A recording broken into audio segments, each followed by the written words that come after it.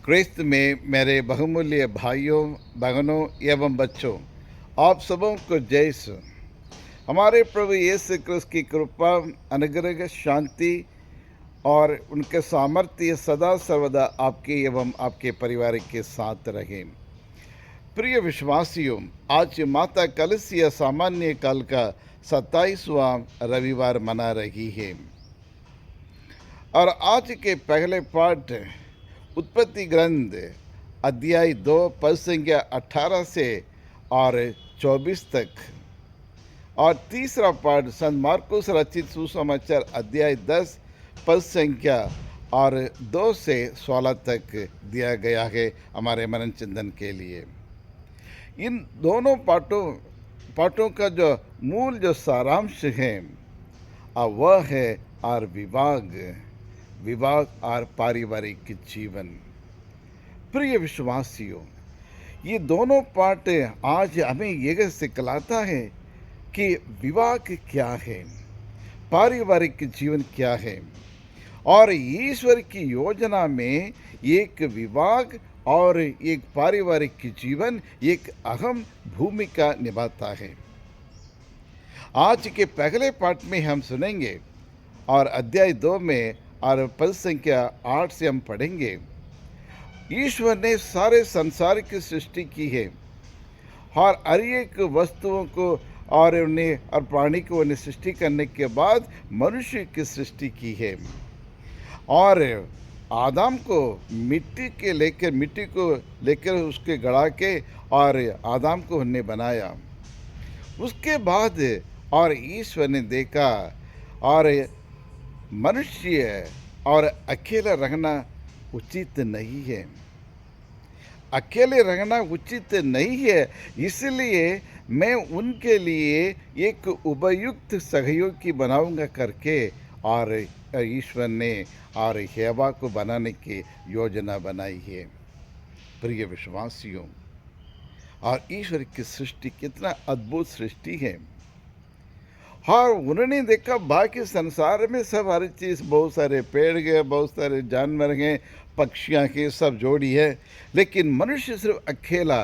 वो अकेलापन को ईश्वर ने उन्हें गौर किया, देखा है, परखा है और इसलिए उन्हें सोचा मनुष्य को अकेला रखना उचित नहीं है, क्यों ना उनके लिए एक कंपेनियन और हम उनके लिए बनाएंगे, क्यों ना उनके एक साथी बनाएंगे करके उस अकेलेपन को दूर करने के लिए और ईश्वर ने और आदम के लिए एक उपयुक्त और एक सहयोगी, ध्यान से सुनिए, उपयुक्त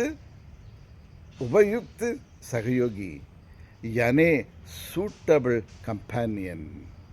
प्रिय विश्वासियों, और उनके लिए ऐसे एक उचित और एक साथी की ज़रूरत है। प्रिय विश्वासियों, आज इस संसार में कोई भी इंसान अकेला नहीं रह सकता है, ये सन्यासी लोगों को छोड़कर, और इसलिए मनुष्य और खुशी से जीवन यापन करने के लिए परिवार की ज़रूरत है। किसी न किसी के ऊपर निर्भर करना पड़ता है। लोगों के संग मिलकर ही और एक समुदाय में ही वो अपनी खुशी और आनंद और सहायता मदद प्राप्त कर सकते हैं। और इसलिए ईश्वर ने उनके लिए द बेस्ट कंपेनियन पॉसिबल और उन्हें ईश्वर ने उनके लिए बना के दिया है कंपेनियनशिप के लिए। प्रिय विश्वासियों, और आज के सुसमाचार में प्रभु यीशु के पास ये फरीसी सदुसी लोग आकर और प्रभु को टेस्ट करने के लिए, प्रभु की परीक्षा लेने के लिए एक सवाल पूछते हैं और विवाह के बारे में यानी डिवोर्स के बारे में और ये चर्चा कर रहे प्रभु यीशु के साथ। लेकिन प्रभु यीशु ने उनके मतलब के उस सवाल के मतलब को समझ गए और उन्होंने कहा, मार्क रचित सुसमाचार अध्याय 10 और 9 में ये कहते हैं, क्या कहते हैं, जिसे ईश्वर ने जोड़ा है मनुष्य उसे अलग न करे, जिसे ईश्वर ने जोड़ा है उसे मनुष्य अलग न करे। प्रिय विश्वासियों, एक बार विवाह के बंधन में बंधने के बाद उसको तोड़ने के अधिकार और सामर्थ्य, पावर किसी को नहीं है ये दुनिया में, ना सास के लिए, ना ससुर के लिए, ना पति के लिए, ना पत्नी के लिए। ये कोई नहीं इसको तोड़ नहीं सकते, क्योंकि हमारे लिए और क्रिस्तियों के लिए और विवाह एक संस्कार है, विवाह एक बुलाहट है, विवाह एक बुलावा है और विवाह एक पवित्र संस्कार है। 7 संस्कारों में से एक संस्कार है और जिस पर पवित्र आत्मा का मुहर लगी हुई है और यह एक करार नहीं है, it's not a contract, it is a covenant. एक करार नहीं है, एक विधान है और ईश्वर ने इस विधान को बनाया है। ये करार को तो समय होने पर एक्सपायर हो जाते हैं, उसको तोड़ सकते, बीच में तोड़ सकते हैं, लेकिन कवेनेंट को नहीं तोड़ सकते, विधान को नहीं तोड़ सकते हैं और ये मरने तक और ये बने रहेगा। उसी को इसलिए कहते हैं marriage is not a contract and it is a covenant. और इसमें और ईश्वर पवित्र आत्मा की मुहर लगी हुई है और इसलिए उसको तोड़ने का अधिकार दुनिया में किसी के पास भी नहीं है और मरण तक एक साथ ही रहना, सुख में, दुख में, मुसीबत में, अच्छे में, भलाई में एक साथ रहना ही पड़ेगा। जी हाँ क्रिस्त में प्यारे भाइयों और बहनों, यानी आज आधुनिक दुनिया में हम देख रहे हैं, आज शादी हो जाती है और 1 महीने के बाद, 3 महीने के बाद, 1 साल के बाद टूट जाता है, परिवार में दरार आ जाता है। प्रिय विश्वासियों, बड़ी दुखी की बात है, लेकिन क्रिस्तीय धर्म में भी इसी को इस प्रकार के और ये नमूना देखने को मिलता है। 27 कहते हैं 27% ईसाई लोग में और ये तलाक के लिए अप्लाई कर चुके हैं करके पूरे भारत देश में। कहाँ तक सही है, गलत है प्रिय विश्वासियों? लेकिन हम अच्छी तरह देखें और एक संस्कार, ये एक विवाह संस्कार, 7 संस्कारों में एक संस्कार के ईश्वर ने बनाया, मनुष्य ने नहीं बनाया। जी हाँ क्रिस्त में प्यारे भाइयों और बहनों, और ईश्वर ने कहा जिसे ईश्वर ने यीशु मसीह ने कहा जिसे ईश्वर ने जोड़ा है उसे मनुष्य अलग ना करे। जी हाँ क्रिस्त में प्यारे भाइयों और बहनों, हर कहा जाता है जिस परिवार में सच्चा प्रेम है और अटूट विश्वास है एक दूसरे के प्रति, और वही परिवार और उन्नति कर सकें, विकास कर सके। और किसी कवि ने कहा, और जिस पति पत्नी के बीच में आपसी प्रेम में आपसी सूझबूझ है और उस परिवार को ऑटम बम से भी आप उसको तोड़ नहीं सकते करके कहते हैं। जी हाँ क्रिस्त में प्यारे भाइयों और बहनों, पति पत्नी का एक संबंध, एक रिलेशनशिप जो है एक मजबूत होना चाहिए। ईश्वर ने जोड़ा है, उस जोड़ के और तोड़ने की दुनिया में किसी चीज़ की ताकत नहीं, किसी व्यक्ति के पास उसका पावर और उसके पास नहीं है प्रिय विश्वासियों। लेकिन आधुनिक दुनिया में इस तरह की हम देख रहे हैं, बड़ी दुखी की बात है प्रिय विश्वासियों। लेकिन जिसे ईश्वर ने जोड़ा है उसे मनुष्य अलग ना करे, और इसको अपने दैनिक जीवन में पालन करने के लिए हमें क्या क्या करना चाहिए? पति पत्नी को इस ईश्वर के वचन को और अमल करने के लिए, पालन करने के लिए क्या क्या करना चाहिए?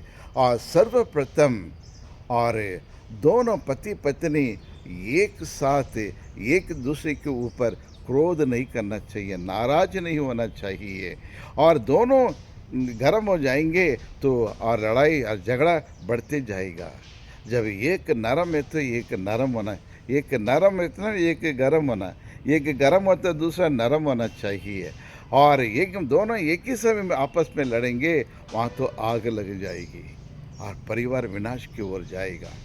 इसलिए हमें सीखना बहुत ज़रूरी है, एक ही समय दोनों गर्म नहीं होना चाहिए और क्रोध नहीं होना चाहिए। और दूसरा, और हर एक व्यक्ति में कुछ अच्छाइयाँ हैं, कुछ बुराइयाँ हैं, कुछ गलतियाँ, कुछ कामियाँ भी है, और लेकिन और एक दूसरे को समझना बहुत ज़रूरी है। आपने सूझबूझ होना बहुत ज़रूरी है और एक दूसरे को समझना बहुत ज़रूरी है। और जब ये इनकी कमज़ोरी को आप देखते हैं पति में या पत्नी में, और उसके नफ़रत के आधार पर नहीं और प्यार के आधार पर उसके सुलझाने की कोशिश करनी चाहिए। और तीसरा, और कोई भी पुरानी बातों को और मन में रखकर जब मौके आने पर एक दूसरे के बदला लेने के लिए कोशिश नहीं करना चाहिए। एक दूसरे के प्रति और प्रतिशोध का आधार ना रखें। ये बदला लेने की जगह नहीं है। आपस में रहने के लिए, प्रेम से रहने के लिए, प्यार से रहने के लिए, जीने के लिए, एक दूसरे के लिए मर मिटने के लिए, एक दूसरे के हाथ पकड़ चलने के लिए हमने वादा किए, कसम खाई है ईश्वर के सामने, कलीसिया के सामने। इसलिए पुरानी बातों का लेकर हर बार जब हमेशा और लड़ाई झगड़ा करते रहना नहीं चाहिए। प्रतिशोध की भावना तो बिल्कुल मन में आना ही नहीं चाहिए। एक दुश्मन नहीं है, एक आपके साथी है। ही और she is your companion, the eternal companion, जीवन साथी है। इसलिए यहाँ और बदला लेने की भावना आना ही नहीं चाहिए। और चौथा, और जिसमें परिवार में और आपस में और ये लोग के एक दूसरे के प्रति एक वफादार होना बहुत ज़रूरी है, ईमानदार होना बहुत ज़रूरी है। और एक दूसरे के प्रति वफादार और ईमानदार और प्रामाणिक होना बहुत ज़रूरी है। यदि वहाँ वफादार नहीं रहेंगे, परिवार ऑटोमेटिकली टूट जाएगा। आज कितने परिवार में देखिए, कितने परिवार टूटते जा रहे हैं, कितने परिवार में दरार हैं, एक दूसरे के प्रति वफादार नहीं है। मोबाइल को लेकर, रिश्ते को लेकर और अनेक कारण है प्रिय विश्वासियों। इसलिए एक दूसरे के वफादार, सिंसियर होना, बहुत ईमानदार होना बहुत ज़रूरी है। और चौथा, और इसमें कौन बड़ा कौन छोटा, मैं कई क्वालिफिकेशन मेरा, तुम्हारा क्वालिफिकेशन नहीं, मैं तुमसे ज़्यादा तनख्वाह मिलती है करके आपस में इस प्रकार की कोई भेदभाव नहीं आना चाहिए। कोई बड़ा नहीं, कोई छोटा नहीं है, दोनों बराबर हैं। इसलिए ईश्वर ने और उस हवा को और आदम की पसली में एक पसली निकालकर उन्हें बनाया। सिर के हड्डी लेकर नहीं, या पाँव के हड्डी लेकर नहीं, लेकिन बीच के, शरीर के बीच के भाग और ये पसली लेकर हवा को बनाया, ताकि आपस में समानता हो, इक्वालिटी हो, इक्वल हो। इसमें कोई बड़ा नहीं, कोई छोटा नहीं, सब बराबर करके इस प्रकार की भावना होना बहुत ज़रूरी है प्रिय विश्वासियों। और इसी के साथ साथ और परिवार है, जहाँ परिवार है वहाँ ईश्वर पर भरोसा रखना चाहिए, ईश्वर पर और विश्वास करना चाहिए प्रिय विश्वासियों। और इसलिए योग रचित सुसमाचार अध्याय 6:47 कहता है, जो मुझ पर विश्वास करते हैं उन्हें अनंत जीवन प्राप्त है करके ईश्वर कहता है। ईश्वर के वचन पर विश्वास करे, ईश्वर की उपस्थिति पर विश्वास करे प्रिय विश्वासियों। और दूसरा, और हमेशा हमारे परिवार में पारिवारिक की प्रार्थना होना बहुत ज़रूरी है, अनिवार्य है। हर जगह पे आजकल, हर सेमिनार में, हर रिट्रीट में यह कहा जाता है पारिवारिक की प्रार्थना बहुत ज़रूरी है। आज दुनिया में सब कोई, हर एक व्यक्ति व्यस्त ही व्यस्त है। इनके समय नहीं है, बातचीत करने के समय नहीं है, खान पान करने के समय नहीं है, चलते चलते कुछ भी खा के चले जाते हैं, चाय पी के चले जाते हैं। लोगों के पास वक्त नहीं है, समय नहीं है। और इसलिए परिवार में पति पत्नी बच्चे सब एक होकर और बैठकर प्रार्थना करने के लिए उनके पास समय नहीं है। लेकिन परिवार में जितने भी, यदि 2 जन भी रहे, लेकिन दोनों मिलकर और प्रार्थना करना। और जहाँ 2 या 3 मेरे नाम पर एकत्रित तो ये उनके बीच में मैं निवास करता हूँ। जब 2-3 लोग मिलकर कुछ मांगे, एक मन से एक हृदय होकर मांगे, मैं उसको पूरा करने के लिए तैयार हूँ। मत्ती के सुसमाचार अध्याय 18 और 20 में ईश्वर ये कहते हैं प्रिय विश्वासियों। और अगला एक और बहुत इम्पोर्टेंट बात है, और ईश अनुभव प्राप्त करना बहुत ज़रूरी है। ईश्वर का अनुभव करना चाहिए। डेली हम प्रार्थना करते थे, ईश्वर की उपस्थिति में, सानिध्य में रहकर हम प्रार्थना करते हैं, ईश वचन पढ़ते हैं, तो ईश्वर से बातचीत करना चाहिए। You should listen to the voice of God and you should listen to the word of God and allow the word of God to interact with you. वो ईश्वर के वचन हमारे हृदय में उसको स्वीकार करते, उसके अनुभव करना चाहिए, उसको अमल करना चाहिए दैनिक जीवन में। स्तोत्र गीत स्तोत्र गीत 34 या 8 ये कहता है, चख कर देखो ईश्वर कितना मीठा है, भला ईश्वर हैं, वो हमारे लिए आए हैं, हमारे लिए जिए, हमारे साथ रहे, हमारे लिए दुख तकलीफ को सामना किया, हमारे लिए मरे, हमारे लिए गड़े, हमारे लिए जी उठे, हमारे लिए फिर आएंगे। तब तक के लिए और उन्हें अपनी पवित्र आत्मा को हमें प्रदान किया है। पवित्र आत्मा आज हमारे बीच में है, हमारे संग में है। वही हमारी चट्टान है, वही हमारा गढ़ है, वही हमारा डाल है, वही हमारा या क्या कहना चाहिए और रक्षक हैं, और वही हमारा शरण है। इसलिए इसको अनुभव करना बहुत ज़रूरी है। तभी पारिवारिक के जीवन में सुख शांति समृद्धि के साथ हम जीवन यापन कर सकते हैं। जी हाँ, क्रिस्त में प्यारे भाइयों और बहनों, तो आइए और इन सभी गुणों को और अपने दैनिक के जीवन में, पारिवारिक के जीवन में और इसको अमल करने के लिए कोशिश करें। एक दूसरे की क्षमा करें। आप भी गलती करते, मैं भी गलती करता हूँ, आपकी कमज़ोरी है, मेरी कमज़ोरी है, इसलिए एक दूसरे की कमज़ोरियों को क्षमा करें, क्षमा मांगे और क्षमा करें। और पति पत्नी के बीच में या परिवार में हमेशा थोड़ा बहुत समस्या तो होगी। ऐसा कोई मकान या घर नहीं बना सकते और बिना चौखट कोई दर ये मकान नहीं बना सकते हैं। जहाँ ये घर होना चाहिए तो मतलब चौखट होना ही है। उसी प्रकार यदि परिवार होना तो वहाँ कुछ समस्या भी होगी, और समस्या होगी और कुछ चैलेंजेस भी होंगे, चुनौतियाँ होगी, एक थोड़ा बहुत लड़ाई झगड़ा भी होगा, लेकिन शाम तक एक दूसरे को और क्षमा करना चाहिए, वो बातों को भूलना चाहिए। तभी ईश्वर की कृपा और ईश्वर की उपस्थिति आपके परिवार के साथ रहे। प्रिय विश्वासियों, याद रखें, रोज़ बाइबल का एक पाठ, एक अध्याय और पढ़ना बहुत ज़रूरी है, अनिवार्य है। और आज की इस दुनिया में शैतान को हराने के लिए, दुनिया की बुराई को हराने के लिए इस वचन की ज़रूरत है। वही हमारा एक तलवार है। और पारिवारिक की प्रार्थना, फैमिली प्रेयर, इन दो चीज़ों को हम याद रखें।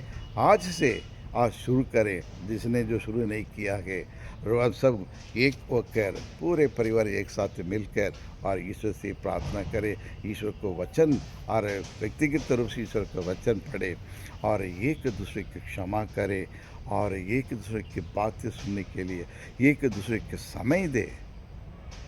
दूसरों की गलतियों को, दूसरों की समस्याओं को सुनो, हमेशा सुनाने के लिए नहीं, कि सुनना भी चाहिए।